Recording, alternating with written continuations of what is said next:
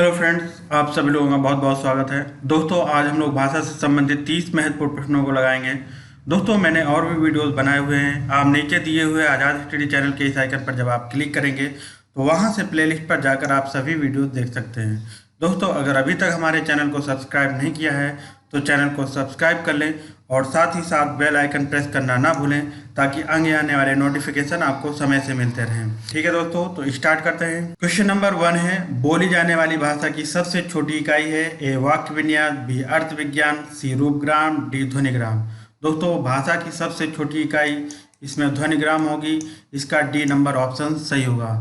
दोस्तों, ध्वनिग्राम आ जाए या ध्वनिम आ जाए या स्वनिम आ जाए या स्वनिग्राम आ जाए, ये सभी जो है दोस्तों ध्यान रखिएगा, भाषा की सबसे छोटी इकाई है। क्वेश्चन नंबर 2 है, था पा चा ध्वनियाँ हैं।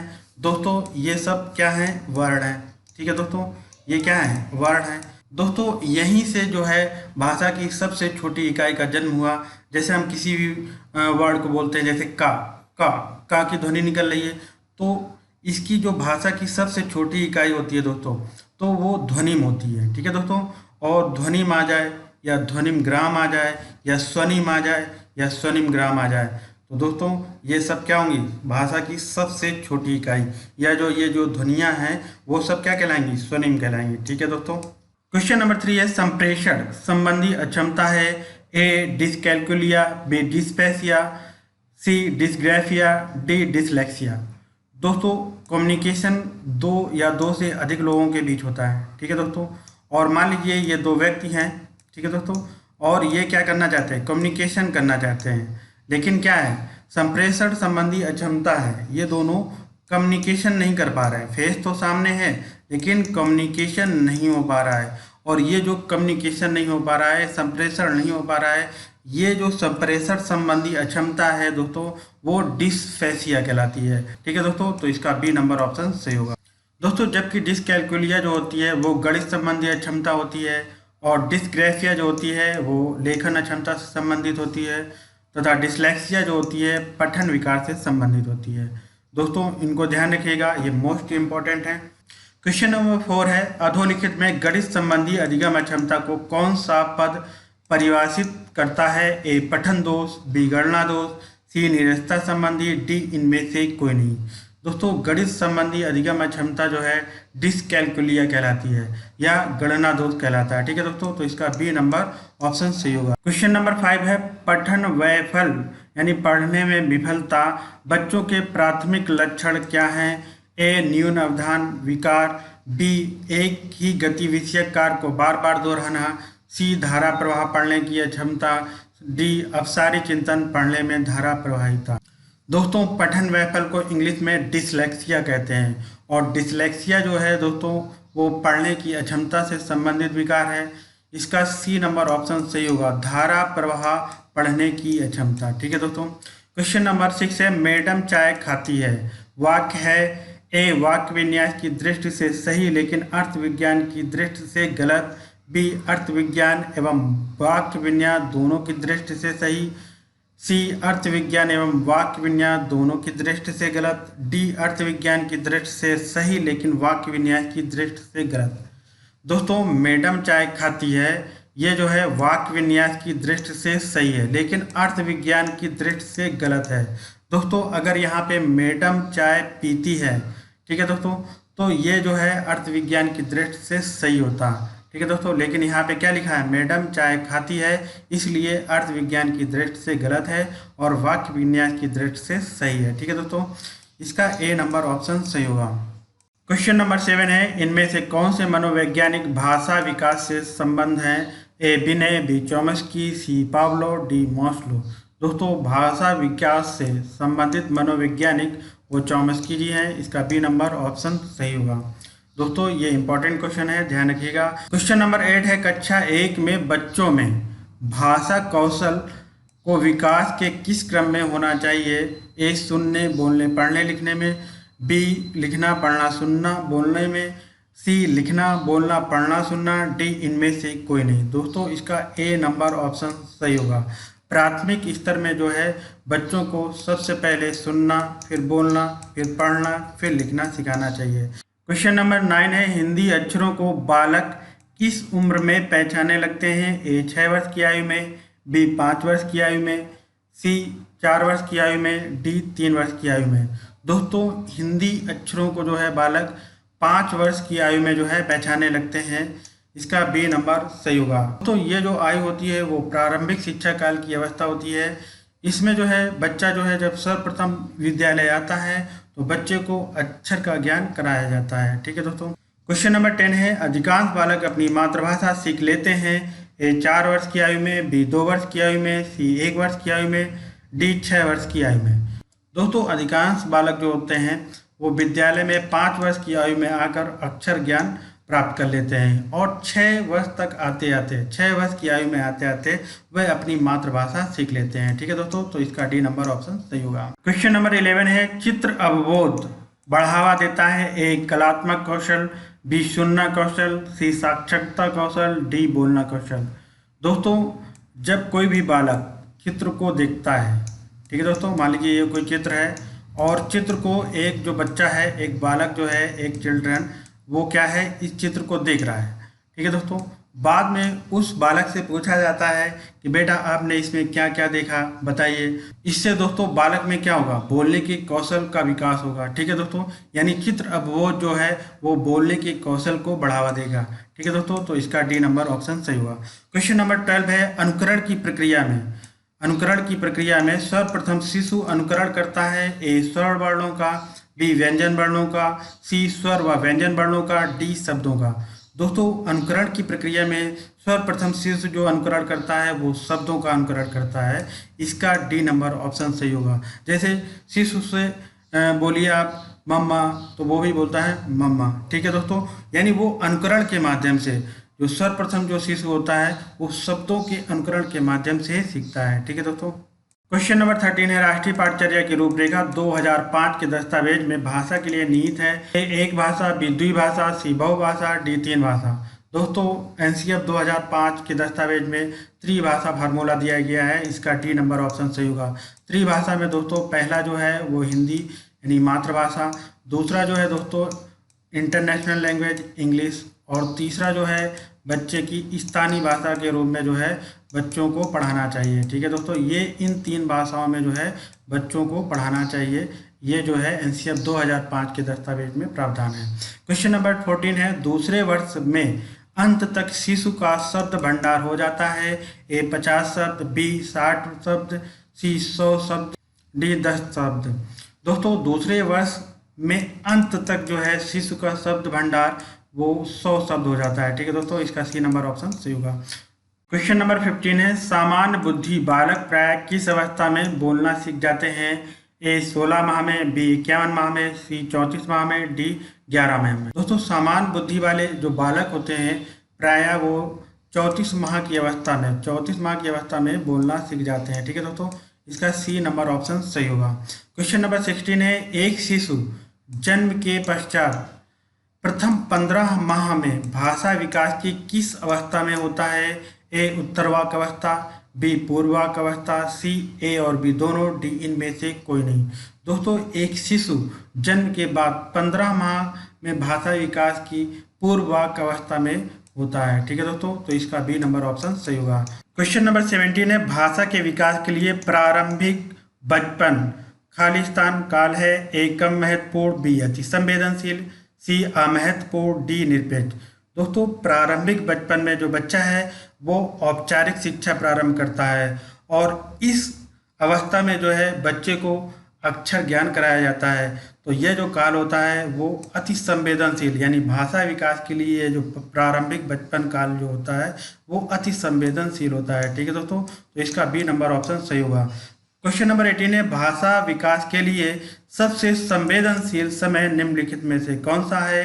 ए मध्य बचपन का समय, बी प्रारंभिक बचपन का समय, सी वयस्क अवस्था, डी जन्म पूर्व का समय।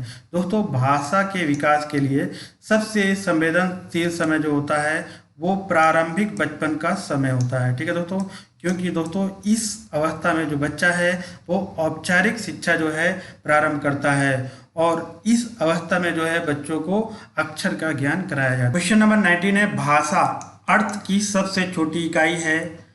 खालिस्तान है, ए स्वनिम, बी रूपिम, सी संकेत प्रयोग विज्ञान, डी वाक। दोस्तों यहाँ अर्थ के आधार पर सबसे छोटी इकाई पूछ रहा है। ठीक है दोस्तों, ये क्या है दोस्तों, वर्ण है। का क्या है, वर्ण है दोस्तों। का कोई अर्थ नहीं है, लेकिन यहाँ से का से कब बन जाए।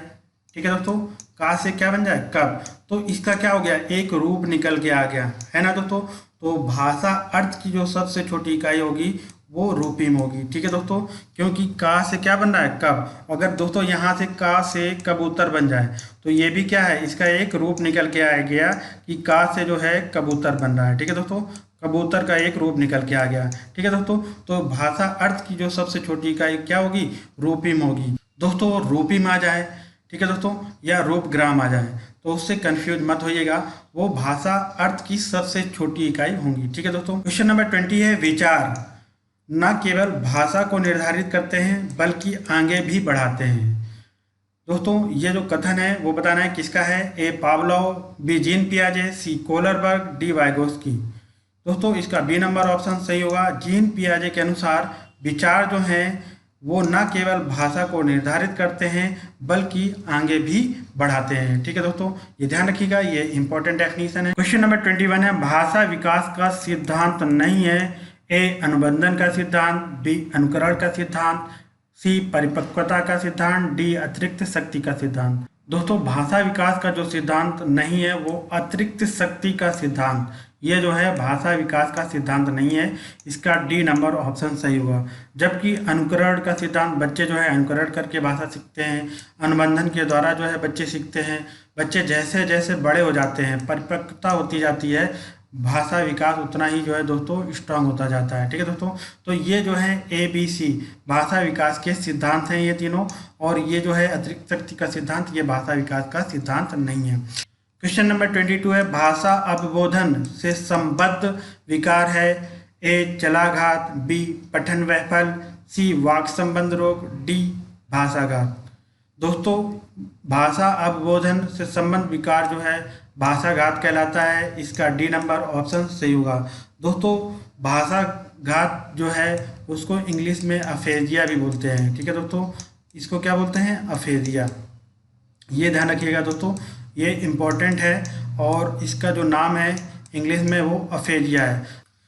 दोस्तों भाषा अवबोधन संबंधित जो विकार होता है वो मस्तिष्क से संबंधित एक विकार होता है। इस विकार से ग्रसित जो व्यक्ति होता है वो बोले गए या लिखे हुए शब्दों को समझ नहीं पाता है, बल्कि उनको समझने में उसको कठिनाई होती है। वह जो है लोगों के नाम याद नहीं कर पाता है, शब्दों को याद नहीं कर पाता है। ये जो कठिनाई होती है भाषा अवबोधन की कठिनाई होती है, या ये जो कठिनाई है या विकार है अफेजिया कहलाता है। ठीक है दोस्तों, क्वेश्चन नंबर 23 है, भाषा विकास के संदर्भ में निम्नलिखित में कौन सा क्षेत्र पियाजे द्वारा कम कर आंका गया है, ए अनुवांशिकता, बी अहम केंद्रित भाषा, सी सामाजिक अंतःक्रिया, डी विद्यार्थी द्वारा सक्रियात्मक रचना। दोस्तों इसका सी नंबर ऑप्शन सही होगा। सामाजिक अंतःक्रिया जो है पियाजे द्वारा कम कर आंका गया है, जबकि भाषा विकास में जो है दोस्तों सामाजिक अंतःक्रिया को जो महत्व दिया है सबसे अधिक वाइगोस्की जी ने दिया है। वाइगोस्की जी बोलते हैं कि भाषा जो है, भाषा का जो अर्जन है बच्चे सामाजिक अंतःक्रिया के माध्यम से ही करते हैं। ठीक है दोस्तों, क्वेश्चन नंबर 24 है, भाषा ए हमारी विचार प्रक्रिया को पूरी तरह से नियंत्रित करती है, बी हमारी विचार प्रक्रिया का निर्धारण नहीं कर सकती, सी हमारी विचार प्रक्रिया को प्रभावित करती है, डी विचार प्रक्रिया को प्रभावित नहीं करती है। दोस्तों भाषा जो है हमारी विचार प्रक्रिया को प्रभावित करती है। ठीक है दोस्तों, इसका सी नंबर ऑप्शन सही होगा। दोस्तों वाइगोस्की जी ने बताया है कि भाषा से ही जो है चिंतन आता है और भाषा ही जो है हमारी विचार प्रक्रिया को प्रभावित करती है, इसका सी नंबर ऑप्शन सही होगा। क्वेश्चन नंबर 25 है, किस मनोवैज्ञानिक ने सीखने की सामग्री के रूप में निरर्थक शब्दों का प्रयोग किया है, ए स्किनर, बी एबिंगहाउस, सी बार्टलेट, डी विलियम जेम्स। दोस्तों एबिंगहाउस मनोवैज्ञानिक हैं जिन्होंने सीखने की सामग्री के रूप में निरर्थक शब्दों का प्रयोग किया है, इसका बी नंबर ऑप्शन सही होगा। क्वेश्चन नंबर 26 है, वाणी दोष नहीं है, ए ध्वनि परिवर्तन और अस्पष्ट उच्चारण। दोस्तों अस्पष्ट उच्चारण ध्वनि परिवर्तन ये जो है वाणी दोष है। बी हकलाना और तुतलाना, ये भी वाणी दोष है। सी तीव्र और अस्पष्ट वाणी, ये भी वाणी दोष है। और डी धीमी या तेज गति से बोलना, ये वाणी दोष नहीं होगा। ठीक है दोस्तों मान लीजिए ये दो व्यक्ति हैं और दो व्यक्ति जो है कोई भी एक पर्सनल बात करना चाहते हैं, तो ये क्या बोलेंगे, धीमे धीमे अपनी बात को एक दूसरे से बोल लेंगे। ठीक है दोस्तों, और मान लीजिए यही दो व्यक्ति जो हैं लड़ने लगे, ठीक है ना, क्रोध करने लगे, तो ये क्या होंगे, एक दूसरे में क्या होगी, घमासान छिड़ जाएगी कि नहीं, फिर तेजी तेजी से बोलने लगेंगे। तो ये दोस्तों धीमी या तेज गति से बोलना जो है वाणी दोष नहीं होता है। ठीक है दोस्तों, क्वेश्चन नंबर 27 है, वाइगोस्की के अनुसार बच्चे स्वयं से क्यों बोलते हैं, भाई क्यों बातें करते हैं। ए बच्चे अपने प्रति वयस्कों का ध्यान आकर्षित करने के लिए बोलते हैं। बी बच्चे स्वयं से बहुत बातूनी होते हैं।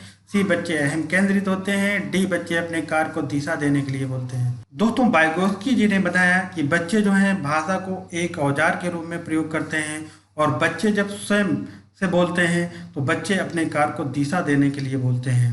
ठीक है दोस्तों, इसका डी नंबर ऑप्शन सही होगा। क्वेश्चन नंबर 21 है, किस व्यवहारवादी का मानना है कि अन्य व्यवहारों की भांति भाषा भी क्रिया प्रसूत अनुबंधन द्वारा सीखी जाती है। ए वॉटसन, बी स्किनर, सी गुथरी, डी थॉर्नडाइक।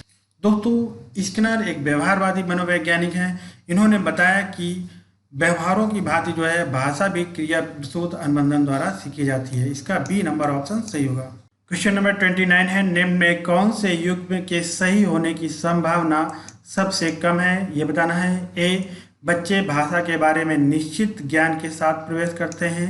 दोस्तों ये सही है, बच्चे जो हैं भाषा के बारे में निश्चित ज्ञान के साथ जो है प्रवेश करते हैं, ये चौमिस्की जी का कहना है। ठीक है दोस्तों, ऑप्शन बी है, भाषा और विचार प्रारंभ में दो भिन्न गतिविधियां हैं, ये वाइगोस्की जी का कहना है। दोस्तों ये भी सही है कि भाषा और विचार जो है प्रारंभ में दो भिन्न गतिविधियां हैं।